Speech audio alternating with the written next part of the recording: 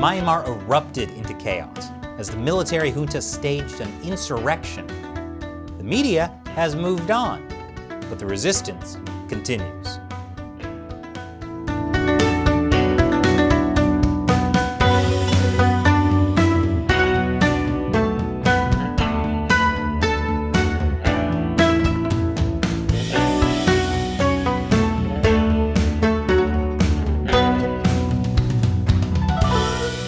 Welcome to China Uncensored. I'm Chris Chappell. Back in February, Myanmar, also called Burma, fell to a military coup. Protests erupted throughout the country, and they were met with harsh resistance.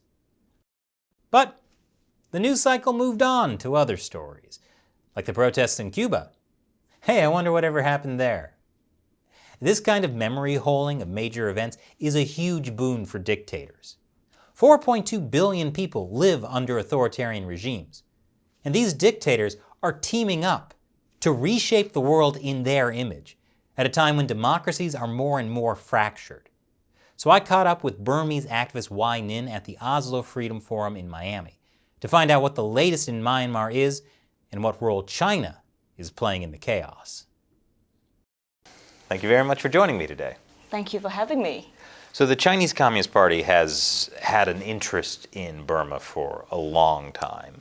What has changed since the military takeover? I would say very little has changed. Chinese have no interest in human rights or supporting in, democracy movement or human rights at all.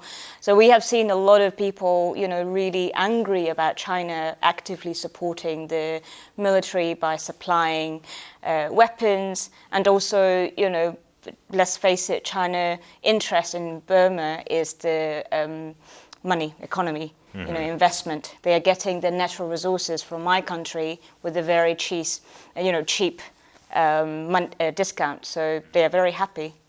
And this was before and after the military takeover. It's just been an ongoing thing.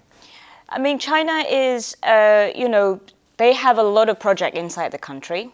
And they have pipeline, and they are really interested in what kind of natural resources they can get out of our country. So it doesn't matter who's the government, as long as they have this cheap access to our natural resources, they are fine. But the problem, we try to remind China is that if my country is not stable, they can't have any, stable or safe investment in the country, because people are saying, if China continue to support military, they're going to blow up the Chinese pipeline. So, it's their interest to support democracy and human rights movement in my country. I somehow can't imagine that happening. I don't think so either, but we, as a human rights activist, I think we just have to keep pushing and banging our head against the wall until something happens. And we've seen that, a lot of the time with the UN Secretary Council, everything. We try to propose, China is the roadblock, Russia is the roadblock, so we are trying to find other ways to push the other country to do something about Burma, but because sometimes we find that other powerful countries hide behind China as well. They're like, we can't do anything because if we do anything at the UNSC, China will veto it, Russia will veto it, so we won't do it. But at least we say, you can propose this. Let's see where it goes, rather than saying it's not going to happen. I think that's something people kind of miss, how these large authoritarian regimes like Russia, like China, it's like this other axis that's supporting authoritarian regimes around the world. It makes it very difficult for people like you to have a voice in international institutions like the UN. Is there any way around that kind of built-in flaw? I think, from this Oslo Freedom Forum, I learned that solidarity is very important. And what we are lacking is solidarity between activists from all around the world. And I think this type of forum brings people together. Because all the dictatorship in the world, they have that solidarity. They have that kind of friendly, chummy, relationship going on. Strong men stick together. Exactly. So we need that sort of, and I found that there are so many similarities in our struggle, and China has become a big problem for many countries as well. So I think, there might be ways for us to work together and push something together. It seems like China is exporting its tactics to these other countries.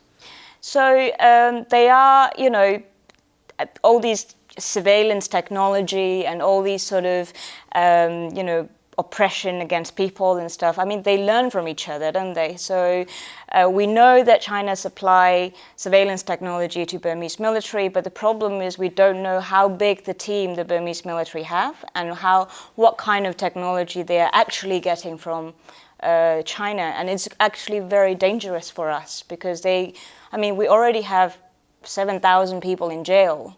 And if they can actually use these technology against our people very well, I think most people will be locked up. Mm-hmm. Yeah, it's not just the arms sales that China is making, it's also this technology that's a real threat. Yes. Now, I know during the protests earlier this year, some Burmese protesters felt that China had some kind of hand in the military junta's takeover. Why do you think they felt that way? In my country, I think sometimes it's frustrating because there are a lot of rumors.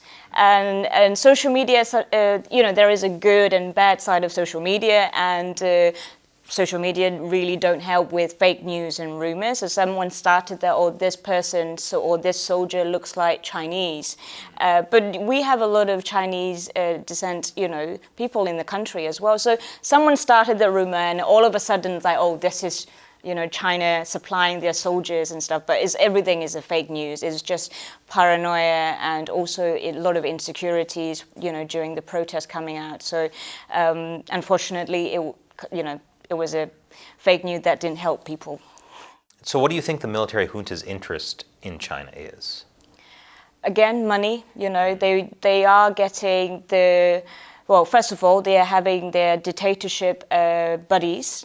Relationship going on, and also they want China to invest in the country so they can, they keep having all these money and supply for them, and they can keep ruling the country. So that's why when we are calling for, military companies or, like sanctions on military companies and stuff, but it's very difficult to call China to stop investing in the country or working with the military. It's impossible.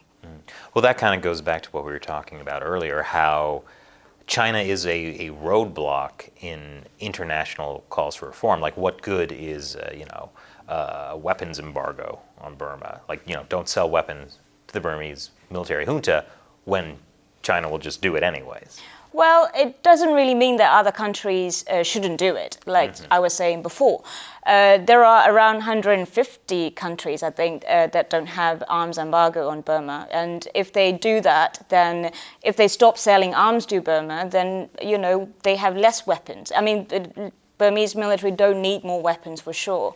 And again, like I was saying before, a lot of the countries say, we can't have global arms embargo imposed by the UN Security Council because China and Russia will veto it. But countries can do it unilaterally.